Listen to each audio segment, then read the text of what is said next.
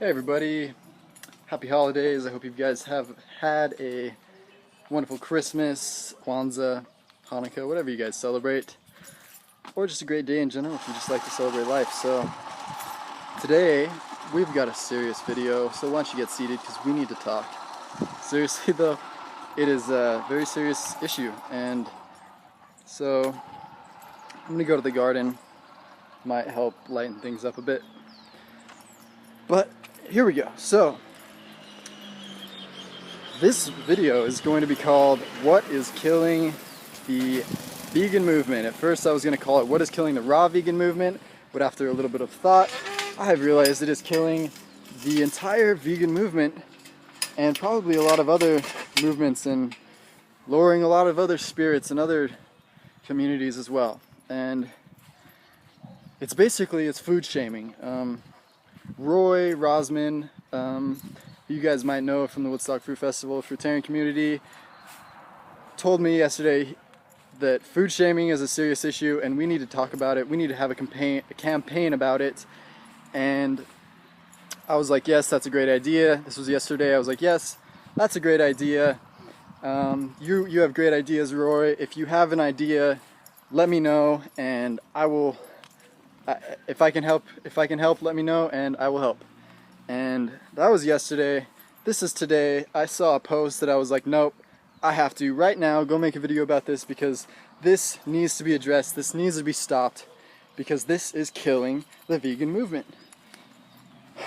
So, without further ado, I will tell you about the post that has started all of this. Basically, there's a guy. I'm not going to name any names. And it doesn't matter because I've done this. Countless other people have done similar things, so it doesn't matter. It's not about one single person. It's about a mindset that needs to end. Needs to be acknowledged, needs to be looked at, needs to be dealt with. And it is really hot out here, and I'm pacing like a madman in the garden, so I thought I'd just lay down. Alright, so let's just dive right into it. Today I saw a post by somebody who often food shames, often types things like toxic poison on people, even if it's a raw vegan dish that might contain some garlic or some herbs or something like that. And no matter how correct they are, no matter if it's true that garlic might contain some neurotoxins or some antibiotics that are harmful to a healthy functioning body, it doesn't help. It doesn't help to write toxic poison to somebody. Let's remember this. This person has already cut out 95% of all the toxic poison out of their life. They're feeling inspired. They're feeling great. They're feeling happy. They're feeling inspiring. They want to share and inspire others. And that's what they get. They get somebody coming on and saying, you're not doing good enough. You're not good enough. You're still destroying yourself. And how messed up is that? How fucked up is that? Anyways, so here's where it gets interesting. This person was recently caught eating cooked food, eating salty, oily starches. Salty, oily, spicy starches. Everything, all the toxic poison that they often comment about on others, they're eating in vast and huge quantities.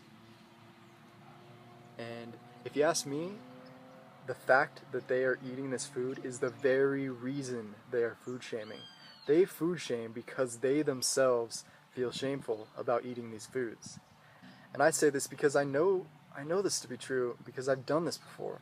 Back when I was eating some cooked food, I was struggling with some cooked food cravings. I would oftentimes comment about how something somebody else was doing was suboptimal.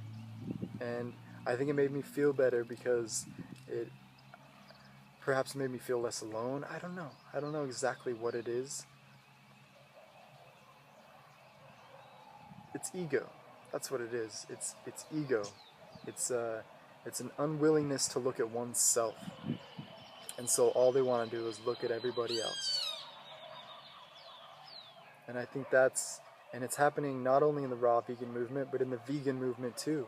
Because how many times have you been on a vegan group and seen somebody, oh yeah, I'm struggling, I'm eating some cheese and I can't stop eating cheese.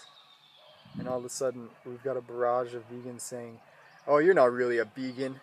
You don't care about the animals. All you have to do is stop. Just fucking stop. It's easy. Stop. It's not easy. We've been eating these things. We've associated good things to these foods our entire lives. We associate love from our parents into these foods because sometimes that's the only love we get from our parents. I'm lucky enough to have absolutely amazing, loving parents, so I think that's probably one reason why giving up cooked food was so easy for me in the first place. It's fucking, this stuff goes deep, man. Food goes deep. When I went raw vegan overnight. I went high fat raw vegan overnight for years and didn't look back. But think if I had parents that didn't love me or didn't know how to love me, and the only substance I got from them was 3 times a day a meal. What do you think I would associate to those foods, you know? Love. It's fucking sad, man. It's sad. It's sad what we're doing to ourselves and doing to other people within this community, you know?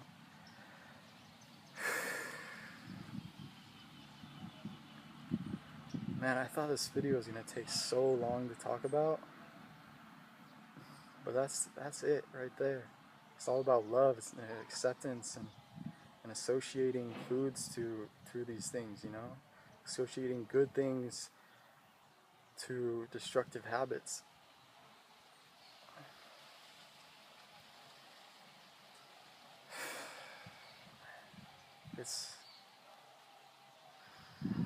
So if you found yourself typing things like toxic poison on other people's posts, look at it. Just look at this kind of stuff, you know? Just stop, please.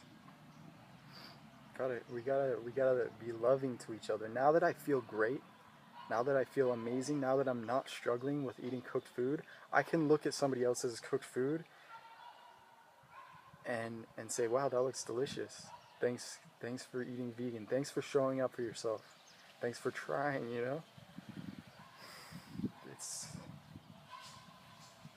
But when I was struggling, you know, you can't do that because you take everything so personally. It is what it is.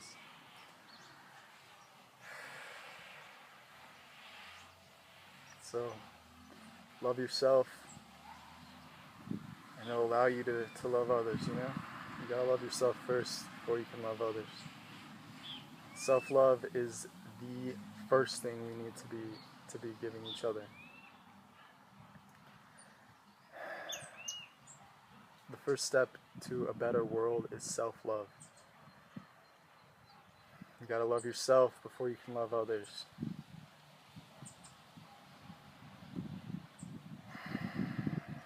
We gotta forgive ourselves. It's not our fault. It's not our fault that our parents probably had parents that didn't know how to love them, so they didn't learn how to love you. It's not their fault. You gotta forgive. Gotta forgive each other.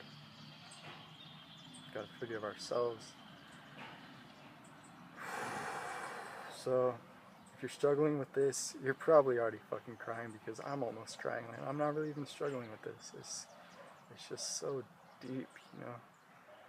So, if you're watching this, just breathe deeply.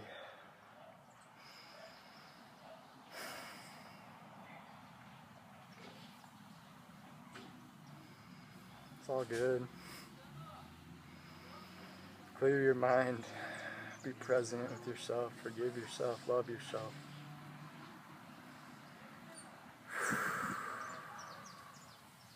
Much love, peeps.